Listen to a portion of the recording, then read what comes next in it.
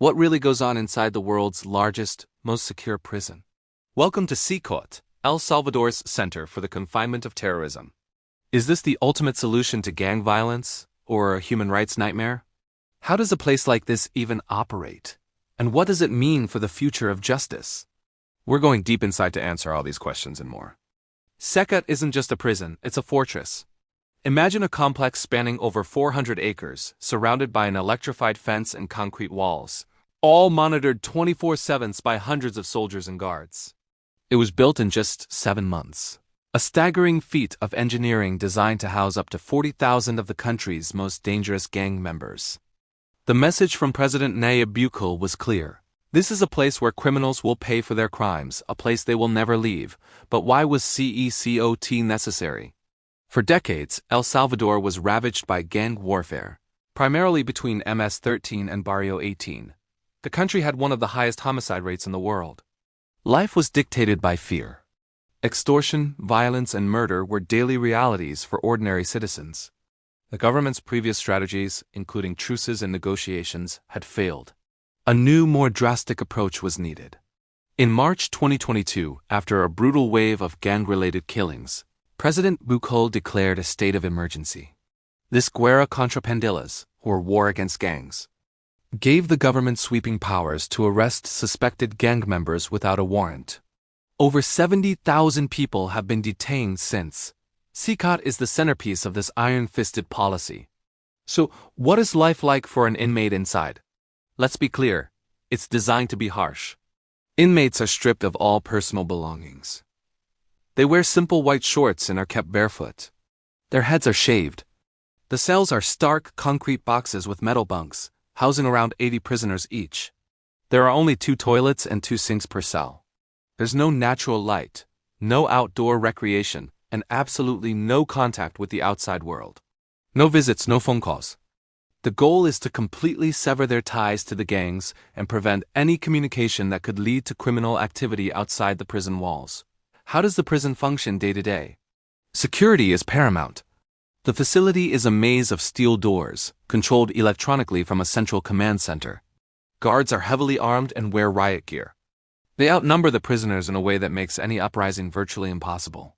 Surveillance is constant, with cameras covering every inch of the facility. The structure itself is a technological marvel of security, with systems designed to block all cell phone signals. Food is basic and medical care is provided, but the conditions are intentionally severe. The routine is monotonous, designed to break the spirit of the inmates and their gang allegiances. Now, let's talk about the controversy. This approach has been incredibly effective at reducing crime. El Salvador's homicide rate has plummeted to its lowest in decades. For many Salvadorans, the streets are finally safe. They can run businesses without paying extortion fees, and their children can play outside without fear. They see President Bukele as a hero who delivered on his promise of security. The popular support for these policies is undeniable. However, human rights organizations have raised serious alarms.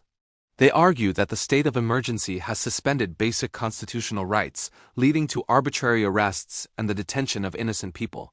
Critics point to the inhumane conditions inside CECOT, describing it as a black hole where due process is ignored.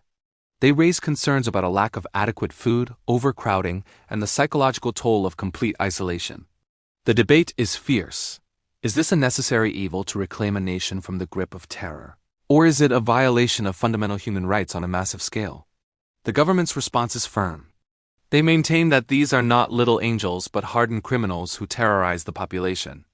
Officials state that the conditions are what terrorists deserve, and that the rights of law-abiding citizens take precedence over the rights of criminals. They showcase CECOT as a model for other countries struggling with gang violence. A symbol of a state that is willing to do whatever it takes to protect its people. What does the future hold? The state of emergency continues to be extended, and CECOT continues to fill up. The long-term impact is still unfolding. Will this strategy permanently dismantle the gangs?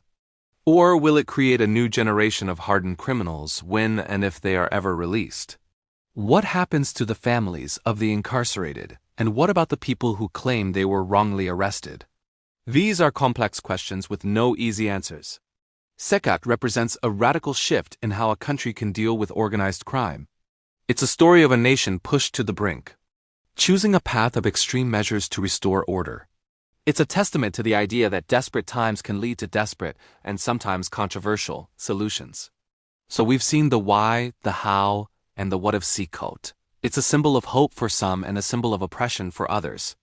A place built to end a nightmare, which some say has become a nightmare of its own. The story of CECOT is far from over, and it forces us all to ask a difficult question. What price is too high to pay for peace? Thank you for joining us on this deep dive into one of the world's most talked about prisons. What are your thoughts on this approach? Let us know in the comments below. And if you found this exploration insightful, please like this video and subscribe for more content that goes beyond the headlines. Stay curious, and we'll see you next time.